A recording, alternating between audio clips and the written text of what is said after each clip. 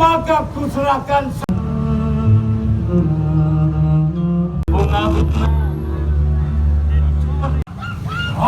Orang ada. Oke Mas Win, selamat malam. Ini tadi masuki hari kedua ya Festival Seni Balet Muda 2023. Langsung aja Mas ya, dari pengakuan Rahwana karya Mas Win. Enaknya gimana ya Mas? Ngobrol tentang Rahwana atau perjalanan berkaryanya Mas Win dulu ini? Boleh dari mana sebetulnya menjadi latar belakang karya itu sendiri. Oke. Mungkin bisa cerita perjalanan karya Mas Win ya sampai pada akhirnya ke pengakuan Rahwana ini. Baik, terima kasih.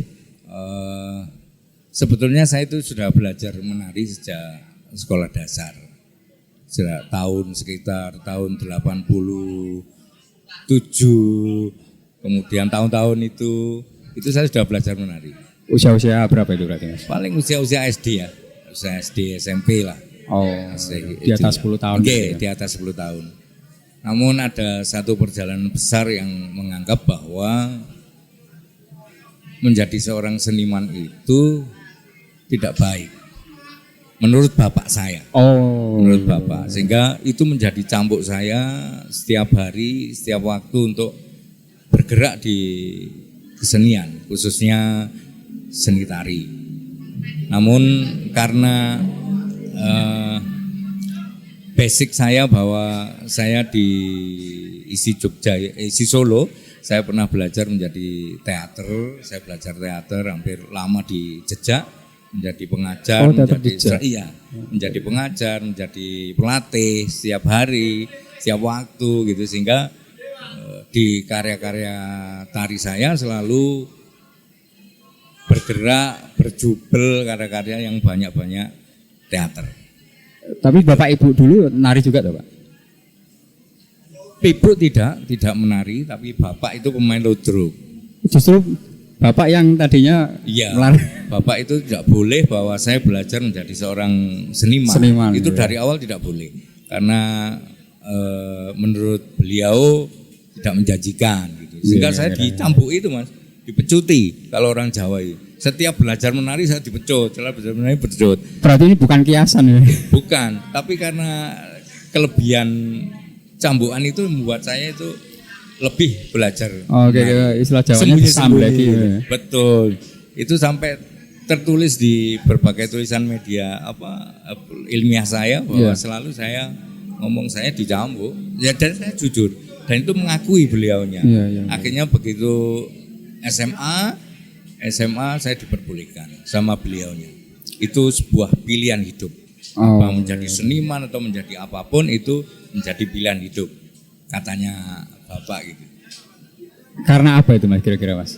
Akhirnya membolehkan itu? Ya karena itu sebuah pilihan Mas, tidak bisa diceritakan. Karena menurut beliaunya boleh. Mungkin melihat intensitasnya sedemikian rupa itu ya layak lah milih penari kayak gitu. Kayaknya begitu. Oke, berarti dari isi Surakarta itu Mas ya? Isi Solo ya? Oke, tahun saya rodo ndablek sakjane. Tahun saya masuk 94, selesai 2001, jadi banyak semester. Karena bukan ndableknya belajar, tapi karena saya banyak ndablek untuk show, ngejob, mana gitu, sehingga belajar itu. Maka begitu 2002 saya diminta untuk mengajar di Universitas Negeri Malang di program studi seni tari. Saya sempat 3 tahun di sana untuk menjadi dosen luar biasa di bidang tari. Kemudian saya 2006 keluar dari Universitas Negeri Malang dan masuk di pemerintah Kota Batu. Oh begitu. Tapi asli Malang ya Mas ya? Saya asli Malang. Oh gitu. Rumah Malang, sampai sekarang pun saya ada padepokan di Tumpang. Itu saya masih membuat kegiatan-kegiatan. Oke. Berarti sekolahnya saja gitu ya waktu itu di Surakarta, di Solo itu ya? Sekolahnya saja. Oke. Apa Mas menurut Mas Win karya yang paling fenomenal gitu atau proses yang paling berkesan sekali di situ gitu? Saya melewati sebuah proses panjang, baik itu karya tunggal, karya kelompok, karya kolosal dengan beribu-ribu penari. Pernah juga? Pernah juga, saya hampir 12 kali karya kolosal. Dari mulai itu kegiatan Pemkot sampai kegiatan yang lain, daerah yang lain, sampai TNI waktu itu ulang tahun. Saya harus menyiapkan itu dan sebagainya. Itu jadi saya nggak bisa bercerita. Tapi yang panjang sekali ya Rahwana ini. Oh ini berarti ini yang paling panjang. Ini proses panjang. Dan itu teater tari. Teater tari. Jadi saya memadukan teater dengan permainan-permainan itu sekaligus ada tari di dalam. Ada Rama Sinta menari, ada Ketek menari dan sebagainya. Iya ya. Iya sangat menarik ya perjalanannya ya. Terus gimana ini Mas? Untuk tari di ke depan ini ya. Istilahnya anak-anak muda sekarang apakah masih sama seperti dulu gitu ya, minatnya seperti itu? Kalau saya melihat, terutama di tradisi ya, tari tradisi. Tari tradisi itu usia-usia TK, usia-usia PAUD itu mulai Mas, mulai rame. Biasanya rame di usia sekolah dasar, kemudian SMP mulai berkurang, SMA sangat berkurang, mahasiswa bahkan hanya 1-2 gitu. Itu perjalanannya memang seperti itu yang saya rasakan bertahun-tahun. Karena saya juga ada sebuah sanggar tari namanya Pusat Latihan Tari Winarto Ikram itu yang membidangi pembinaan bagi anak-anak. Berarti istilahnya itu siklusnya kayak gitu aja gitu atau justru tambah parah ini, tambah nggak terlalu banyak ini kayak gitu? Siklusnya seperti itu. Ini sesuatu yang luar biasa. Saya pernah tanyakan kepada pihak-pihak yang terkait itu kenapa terjadi seperti ini. Biasanya TK, PAUD itu mulai banyak, SD banyak gitu, SMP berkurang, SMA berkurang, mahasiswa berkurang, semakin habis. Semakin habis. Maka sebetulnya hanya 1-2 orang yang mau meneruskan itu. Terkontaminasi mana? Kontaminasi. Kena dance-nya K-pop apa gitu itu pengaruh juga itu kayaknya. Betul. Buat anak-anak muda ya. Di teman-teman tradisi terjadi seperti itu. Sehingga nanti di tahun ini Mas, setelah teman-teman di Surabaya ini kami melakukan untuk mencoba bergerak bersama dengan teman-teman yang K-pop, hip-hop itu Indonesia Kejang-Kejang tanggal 28 sampai 29. Artinya bahwa selama ini mereka jarang kita rangkul kok. Kita asik dengan diri kita sendiri. Orang-orang tradisi asik dengan dirinya sendiri, orang-orang modern asik dengan dirinya sendiri. Nah, itu ya kira-kira ya ternyata. Kasihkan dengan diri sendiri itu ya Mas ya. Iya. Tapi kayak adanya kayak pakem-pakem gitu Mas ya di kesenian tradisi ya. Ini saya awam sekali sih sebenarnya. Itu yang membuat kemungkinan nggak berkembang nggak Mas? Nggak berkembang dalam arti akhirnya susah gitu bertemu dengan yang lain-lain kayak gitu itu.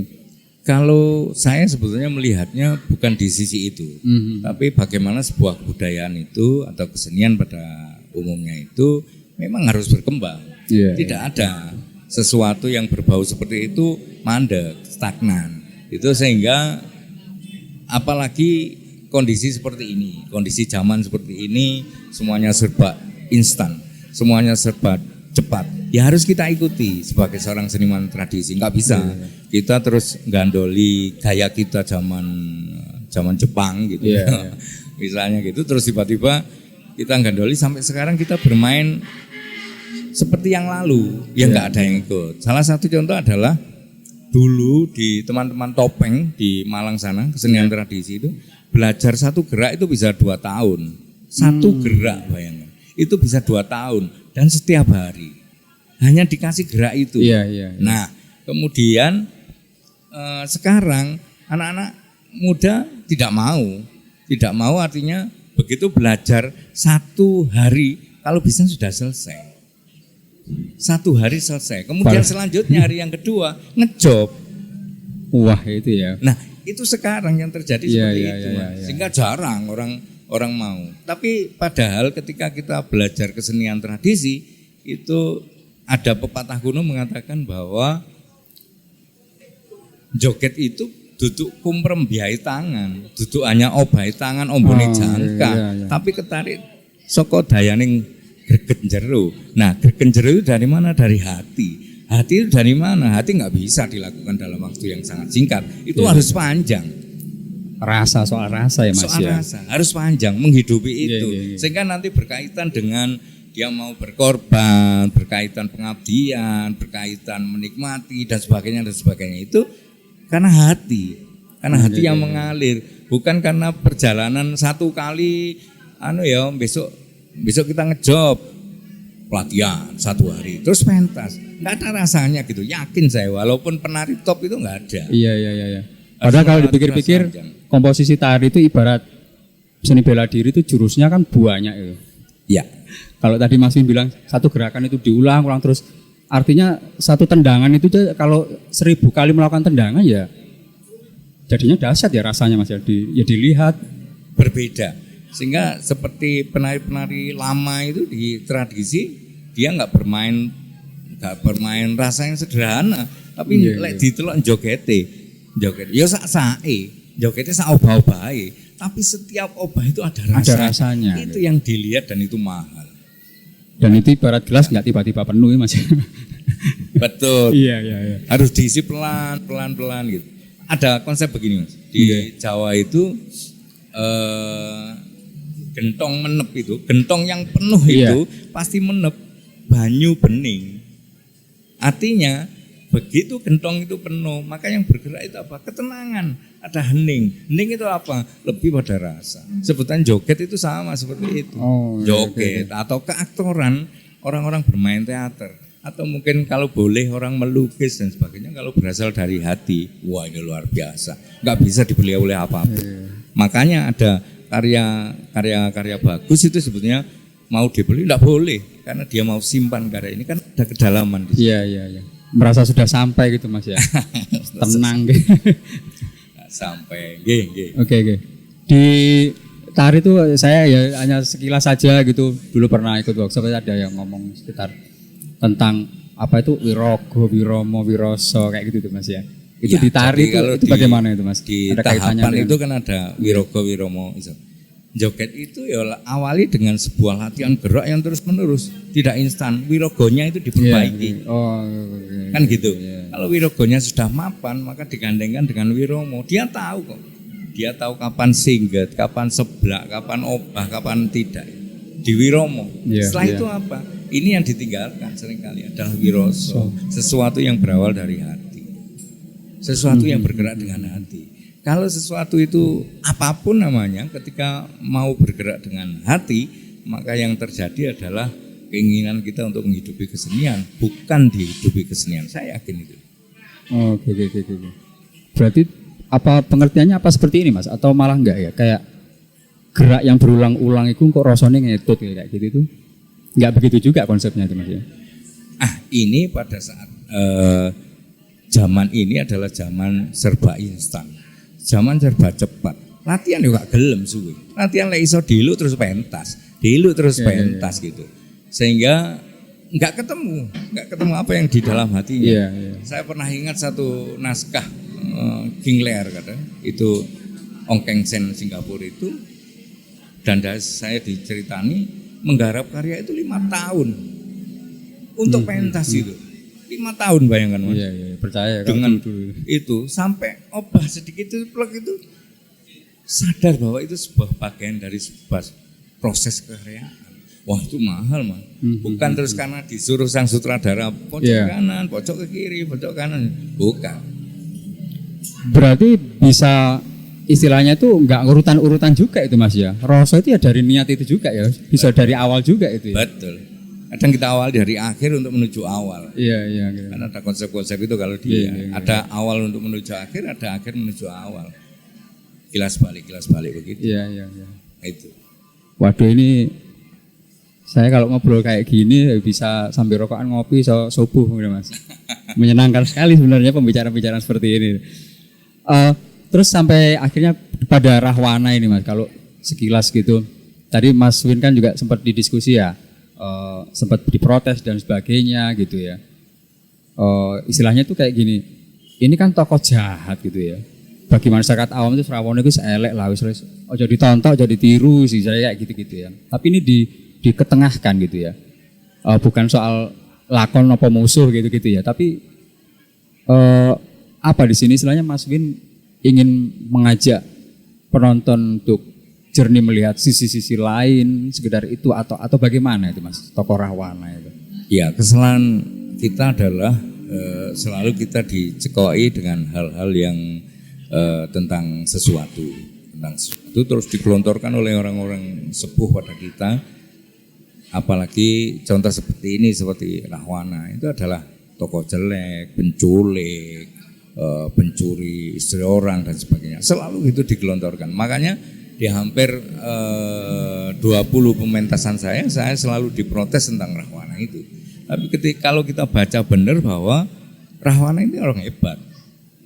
Dia seorang ahli pemerintahan, dia orang ahli mengatur kerajaan yang begitu besar dari bangunan kecil menjadi bangunan besar.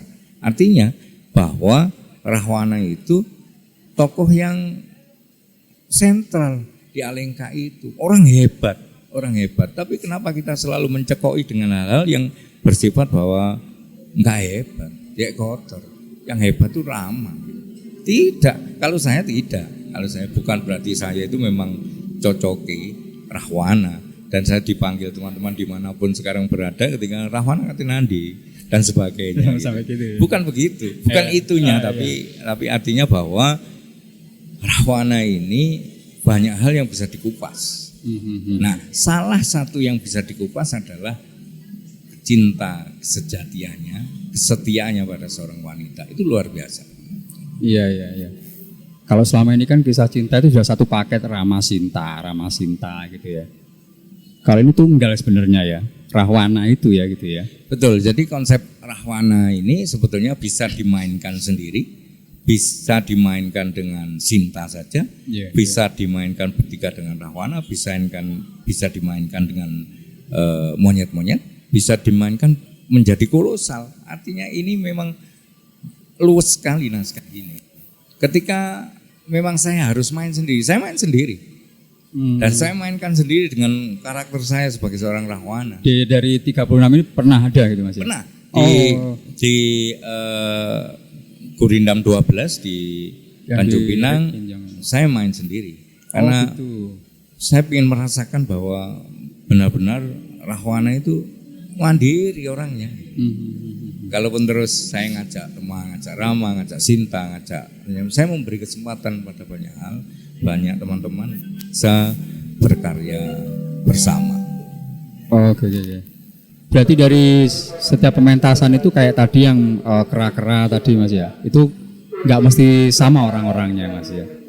Nggak mesti gitu ya. Bisa siapapun sebetulnya, hanya proses sendiri. Tiba-tiba Rama Sinta ikut, kemudian keteknya bisa dari tempat yang kita kunjungi. Oh gitu. Nah, jadi langsung video kita kirim untuk dipelajari, ya, bisa gabung dengan kita. Oh gitu.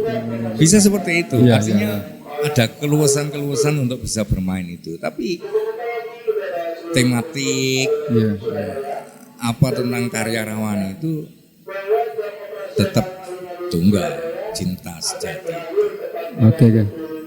Yang terakhir Mas ya, ini Rahwana masih ada berapa kali lagi Mas ke depan yang sudah terencana maksudnya, yang sudah pasti gitu? Yang sudah pasti dan menata jadwal sebetulnya masih 10-15 kali. Bakal 10? Ya, seluruh Indonesia. Berarti setelah Festival Seni Balai Pemuda ini? Balai Pemuda ini tanggal 19 di Malang, kemudian tanggal 21 di Lamongan, tanggal berapa di mana dan sebagainya gitu. Oke, 10-15 kali lagi yang sudah terencana itu Mas ya? Sudah. Wah, sudah ada jadwal dan tinggal saya mengeklikkan tanggalnya. Tanggal sekian bisa enggak, tanggal sekian bisa enggak. Kita masih ke Bojonegoro, Nganjuk, masih ke Bandung, masih ke Jakarta, masih ke banyak tempat. Oke. Luar biasa Mas ya. Dari saya tetap sehat, tetap semangat ya Mas ya, karena panjang ini Terima ya. kasih. Butuh stamina yang luar biasa.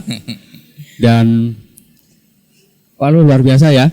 Ini salah satu contoh bagaimana kita harus berkarya gitu ya, anak-anak muda ini. Saya kira itu ya Mas Win. Maaf sekali ini waktunya terbatas. Itu ada closing statement. Oke. Oke Mas Win, terima kasih sudah tampil diskusi. Ini masih mau podcast. Ini langsung tulak nopo bermalam di Surabaya nih. Insya Allah kami kembali karena besok masih harus ngisi sesi pengenalan orang-orang dari seluruh Indonesia kumpul di ABM. Saya harus menjadi pembicara. Kemudian masih harus ke Banyuwangi untuk menjadi juri. Jadi banyak hal yang masih harus dikerjakan. Yang penting berkarya dan berkarya. Oke, Mas Win, semoga sukses dan kami dari Festival Seni Balai Pemuda 2023 terima kasih, matur nuwun sangat. Oke, makasih.